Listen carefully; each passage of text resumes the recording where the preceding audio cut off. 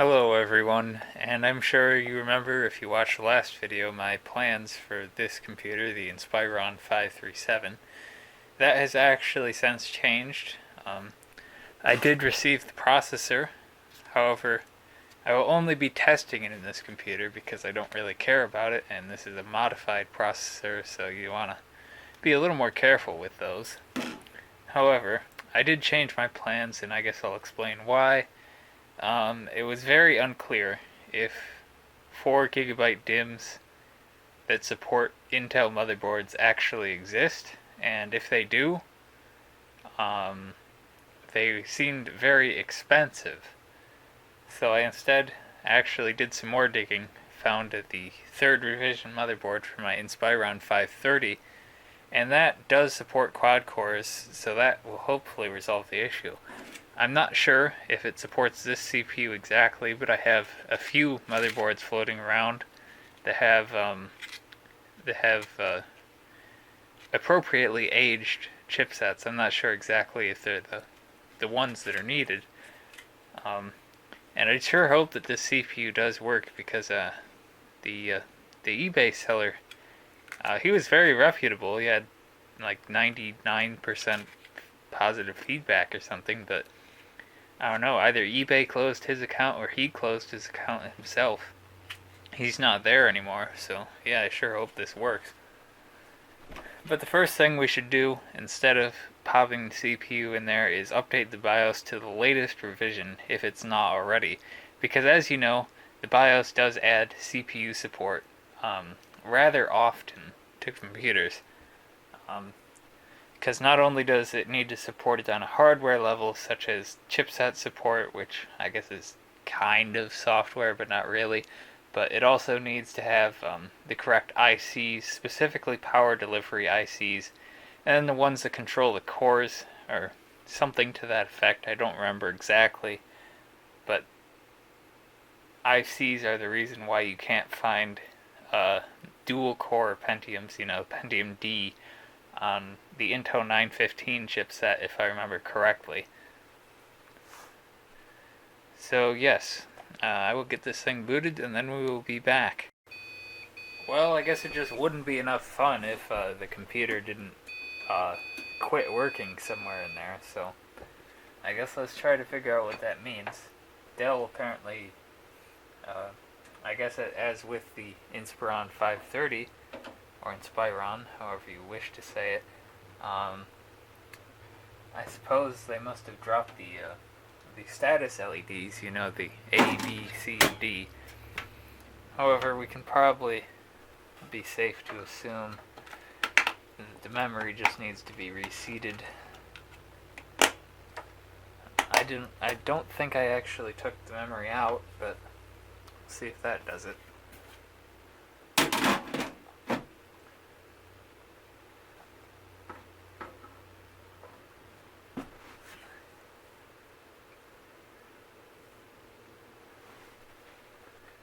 Yeah, I guess that was it.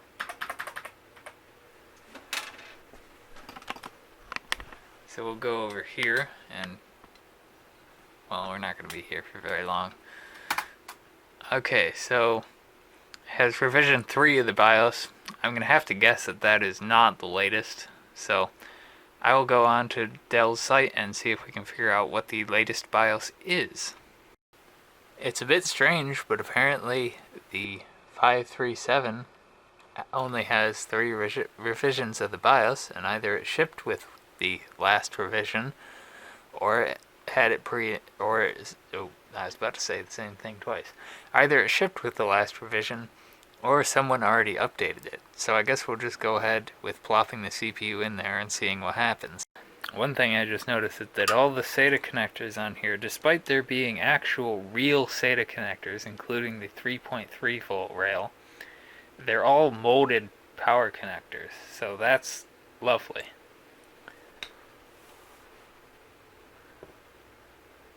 Never thought Light-On would stoop so low, but apparently they have.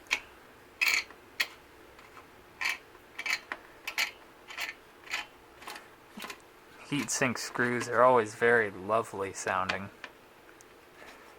One thing that I did just notice that this computer actually does have a removable, as in socketed, BIOS chip. So that's interesting because you don't usually see stuff like that on computers this new.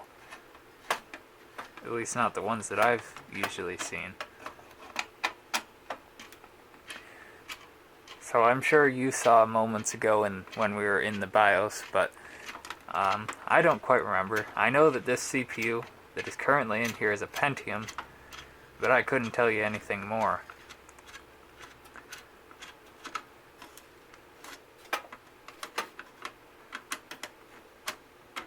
One thing I do notice that this does not seem to have all the power delivery components in it, so I'm not quite convinced that it's actually going to work. But the eBay seller that I bought this from was convinced that this CPU would work.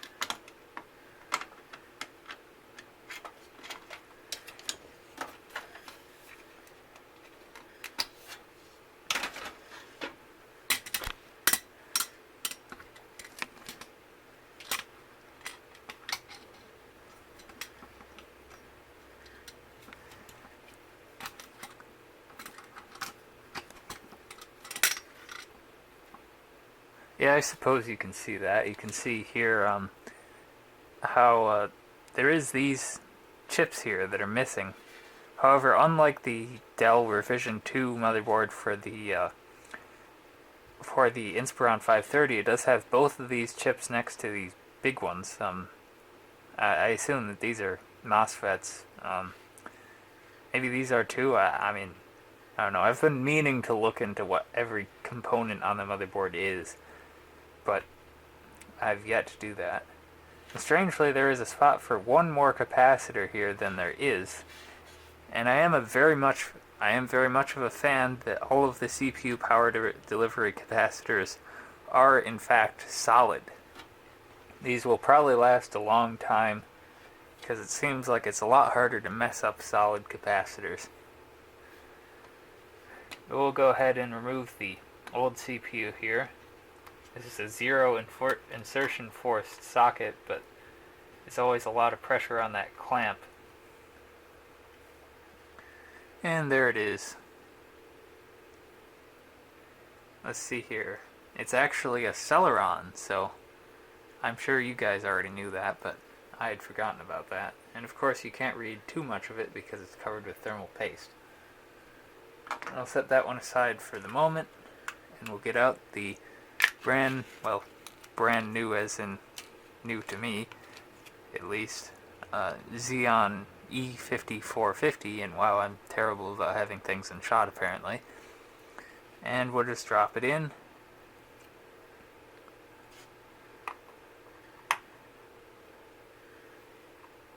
If it'll even...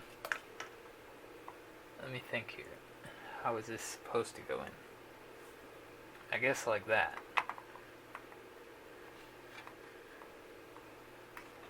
That would really probably be some fireworks if I put it in the wrong way, but I suppose I can verify that I probably did.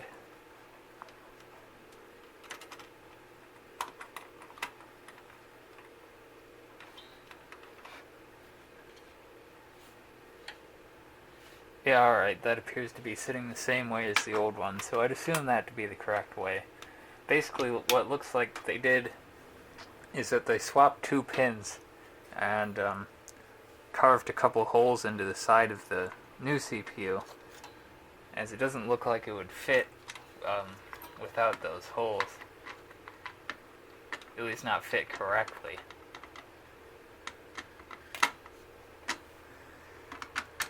Which, if there's one thing I know about CPUs, it's that they really don't like being put in wrong ways.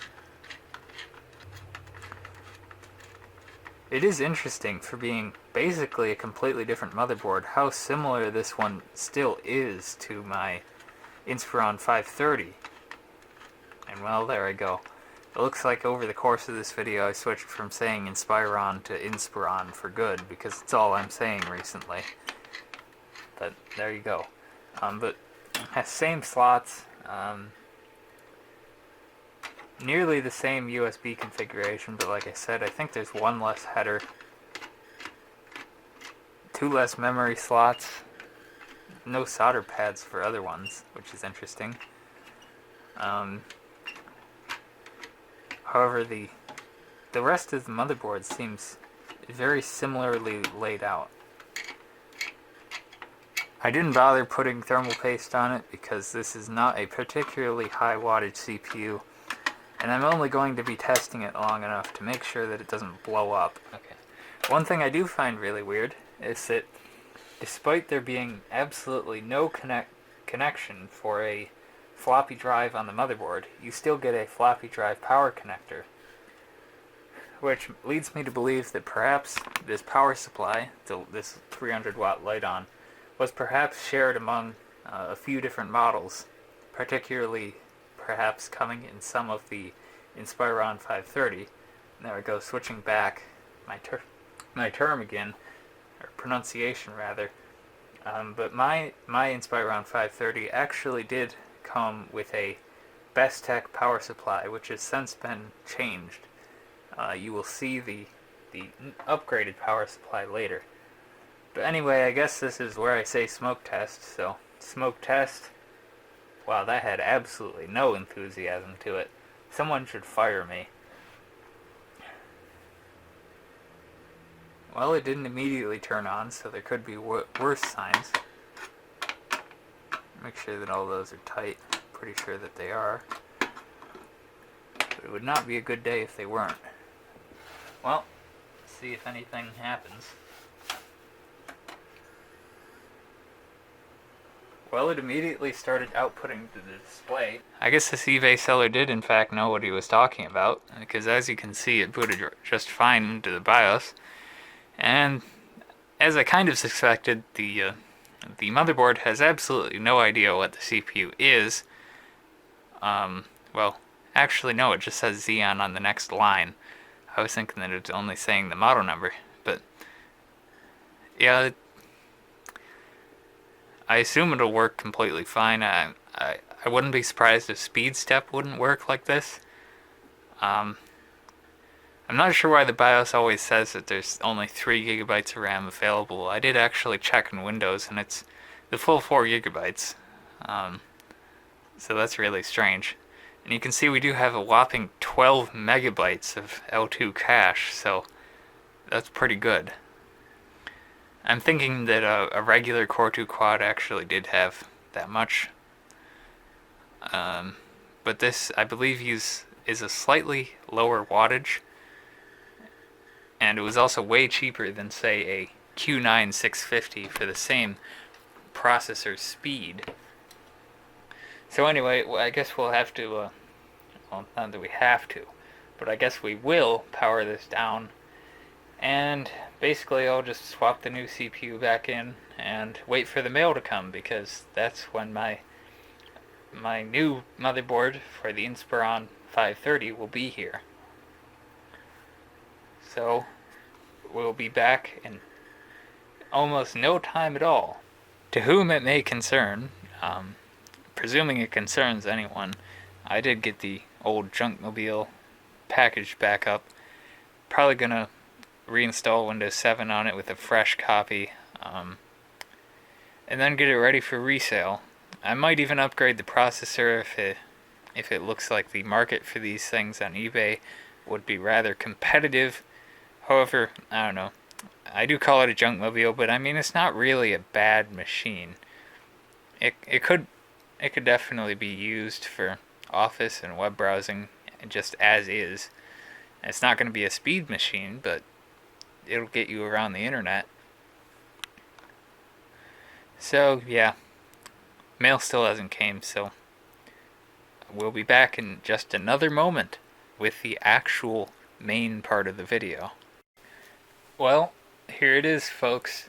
My package containing the motherboard has arrived fresh from the United Postal States Service.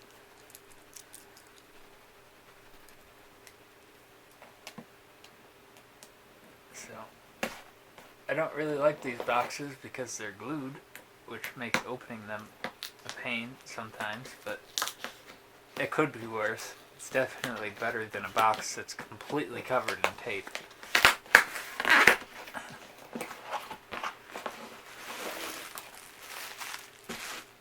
Ta-da! I believe this has a CPU in it of some description.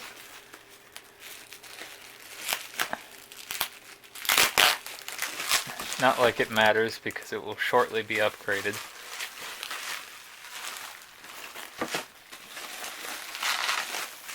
Wow, 2 rolls of bubble wrap.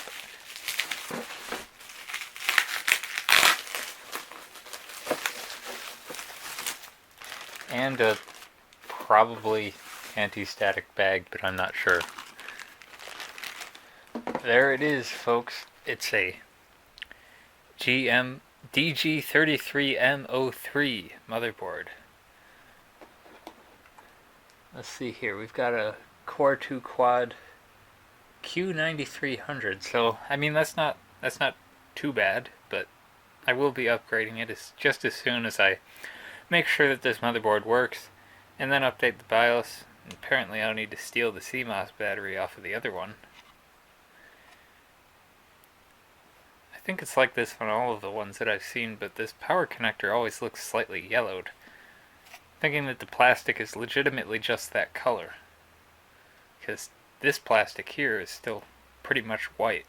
Or, I guess that might be a beige. But you know, it's not yellowed. All the capacitors look pretty good. Unlike the other one, there is slightly less to speak of in terms of solid capacitors. But it's not bad. And they're all in good condition, so that's really what matters. Still has a floppy drive connector. I'm not really sure what this would have been here. I guess, I don't know. This is the low pin count I/O. Maybe a socketed BIOS chip? I'm really not sure. Not entirely sure, so if I'm wrong, don't sue me, but this might be the onboard Ethernet controller. And there's the audio controller. In true 3rd revision motherboard fashion, it has both of the power delivery chips, I guess they're MOSFETs, next to the big blocks, which might also be MOSFETs. So, yeah, 3rd revision has 9 power ICs total, at least so I've been told, and the 2nd revision has 5, and that is at least the main factor why the 2nd revision motherboard cannot do Core 2 Quad.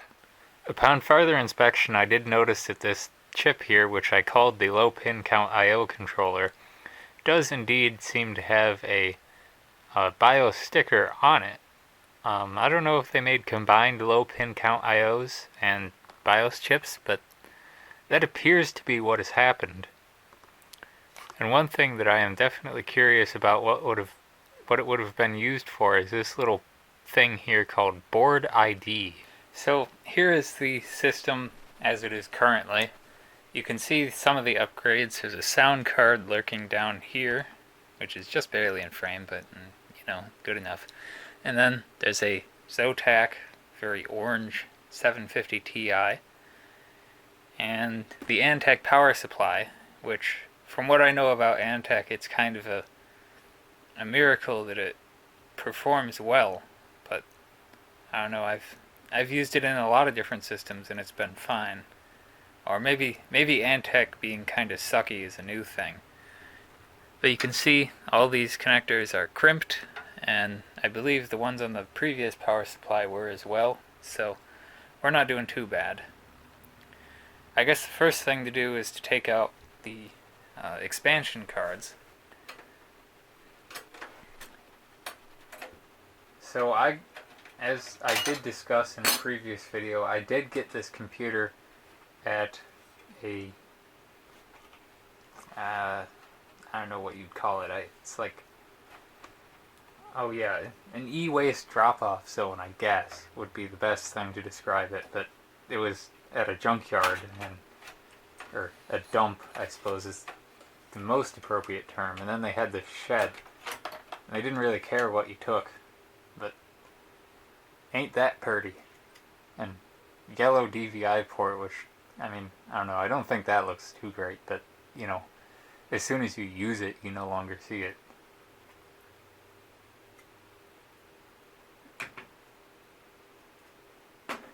And the sound card, which is not really, I mean, I almost never bother with sound cards for systems with onboard audio.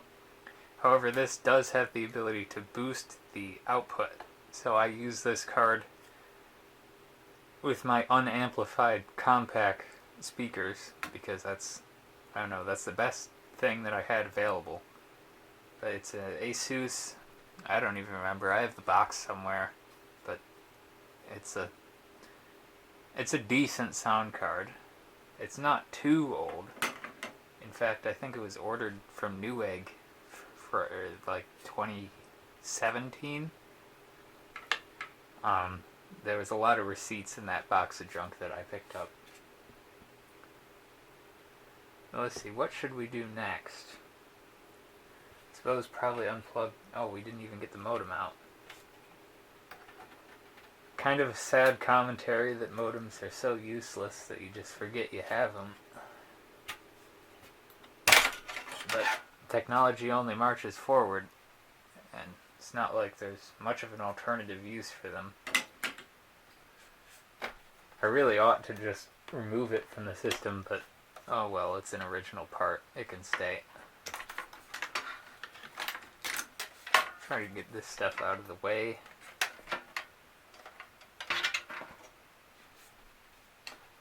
Hoping that I won't have to remove the hard drive, but I wouldn't be surprised. I don't remember. It was sufficiently long enough when I took the motherboard out the last time that I don't exactly remember what all I had to do. But hopefully it will be fairly easy.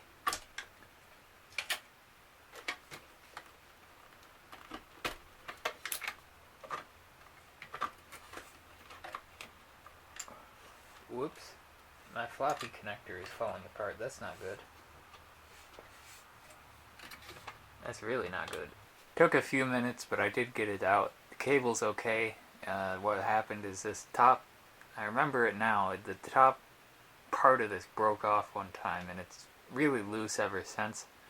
And this side of the cable started prying up, but everything's fine. All the pins are where they need to be, so I'll just use it again.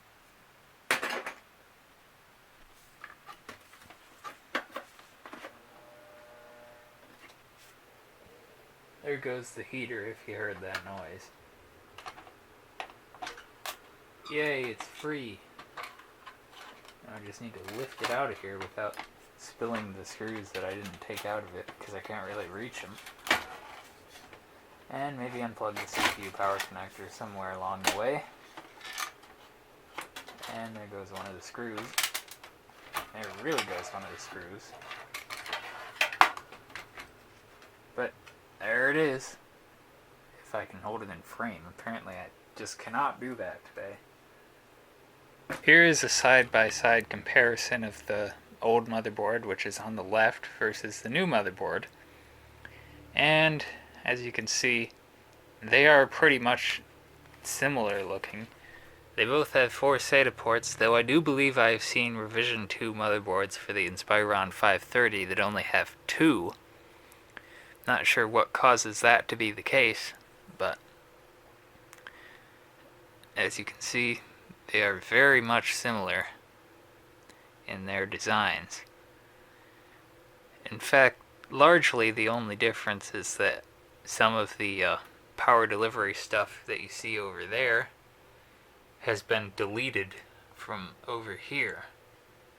Although it has been kind of shuffled around a little bit, but it is very much similar. I guess first I'll move the RAM over.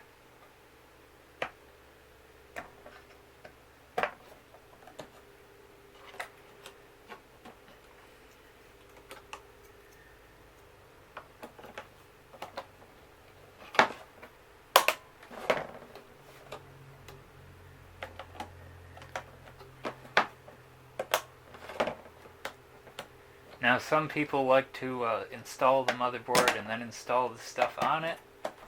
Some people like to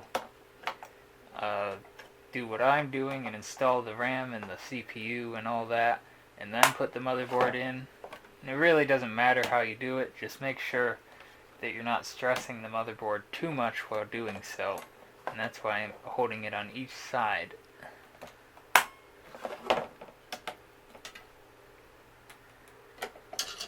Some CPU cooler designs may or may not depend on the case to be able to be held on. So if your motherboard is not exactly this one, you may want to keep that in mind. But yeah, this old motherboard has a Core 2 Duo E8400 in it, and if you're playing along at home, the maximum CPU for the Revision 2 motherboard is a Core 2 Duo E8600, which is a 3.33 gigahertz microprocessor. It's not bad. In fact, the clock speed is actually higher than the best CPU you can put in this, although you could put an E8600 into a Revision 3 motherboard. The best you can do with Revision 3, at least in the normal CPU sense, I'm unsure about these Xeons, the best you could do is a Q9650, which is 3 gigahertz. And quad core, of course. So there's the heatsink free, and you can tell it's a very generously sized heatsink, so I don't think the increase in TDP is going to be a problem. Now always, if you're putting this together for realsies, please redo the thermal paste. But all I'm doing is I'm going to boot it into BIOS and make sure that the thing works, and then I'll put my other CPU in it. Would you look at how close that capacitor is? It's hanging on for dear life. It's actually been moved out of the way. You can see that that capacitor, well, the whole power delivery thing is slightly changed, but you can see that what I believe to be where that capacitor would go is not populated here. Makes me wonder how important it is. But it's still connected, and it makes me wonder if that's why this capacitor was extremely wobbly, because it's not the first time, maybe it's not the first time that a heatsink has been tightened down like that. When I take it off again, I might try to bend the fins out of the way, but that's sufficient for now, though it does kind of want to make me scream. Well, the Magic 8 Ball responded negatively to 6-foot flames, but I suppose this is still sort of a smoke test, so here it goes. Well, I can see the power light. Very bright. Not nearly as bright as some I've seen, but it is pretty darn bright. So we'll go ahead and turn it on, although that's not exactly the best of signs. Works anyway, it must just be a dead BIOS battery thing. Oh wow, that's a rather ancient BIOS, isn't it?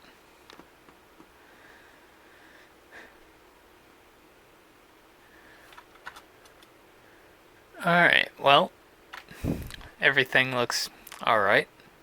Detects all the memory in the system. And I should really zoom out a little. I need to pay attention to stuff like that.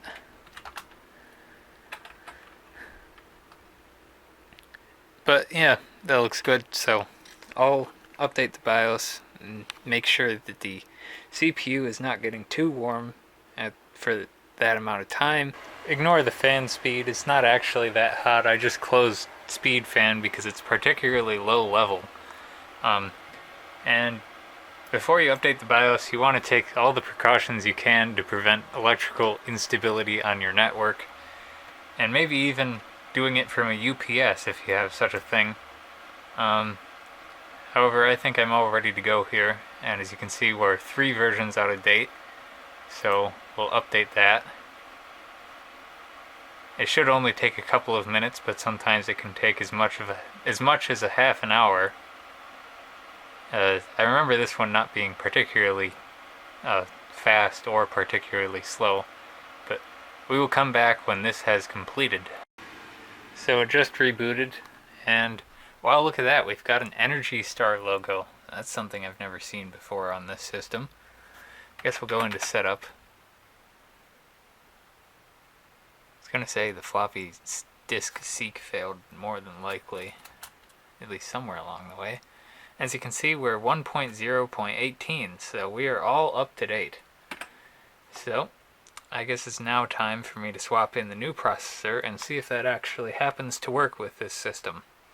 I did actually manage to find a copy of the eBay listing that I bought from on the Google Cache, and it did say that, like the G41 that I bought it for, the G33 chipsets should support this CPU, so we will go ahead and see if that is actually the case.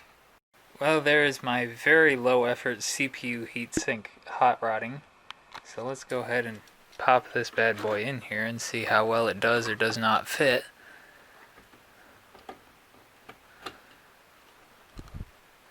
In fact, I'll even bend the capacitor back for bonus extra credit. The tricky thing is not only keeping the camera focused on stuff that I'm doing, but also trying to get it in line. And yeah, I'm not seeing the capacitor move out of the way, though you can't really see that much. So I'd assume that was a moderate success in terms of not physically stressing the capacitor as much. So we'll tighten this down and turn it on and see what happens. Well, it's all ready to go. I didn't put any of the fancy stuff back in because just in case I do need to take this CPU out, I feel like that would interfere greatly with my ability to do so. So we're about ready to do yet another smoke test. Apparently I need to move the computer closer. There we are. So I'm going to guess that it's not going to turn on automatically. Guess it's not going to turn on at all, which isn't the greatest sign. Oh, power supply's off. Should have guessed that when the motherboard light wasn't on. Wow, it posted. Okay, so that means that, in fact, the seller was right. So there you go. That answers the question. Yes, you can use a Xeon E5450 in a Dell Inspiron 530, so long as it is modified. Unmodified ones, of course, don't have the things in the right place, and some pins have been moved, I guess, on this one. So, yes, the trouble may not be worth it if you are not easily able to locate one of these CPUs. Remember to make sure you have the latest BIOS revision before trying stuff like this. Let's just see if this happens to identify the CPU correctly. It does. How about that? Makes me wonder if it's actually supported in the microcode, which, you know, given how it actually takes a slightly different socket, wouldn't really make any sense. But there you go. So, yep, I'll get this computer all buttoned up and put it back in its original setup, and we'll start seeing what exactly it can do. Well, here we are. The Vista machine is in its natural habitat, and I was just putzing around in the BIOS. This is true for all Inspiron 530s.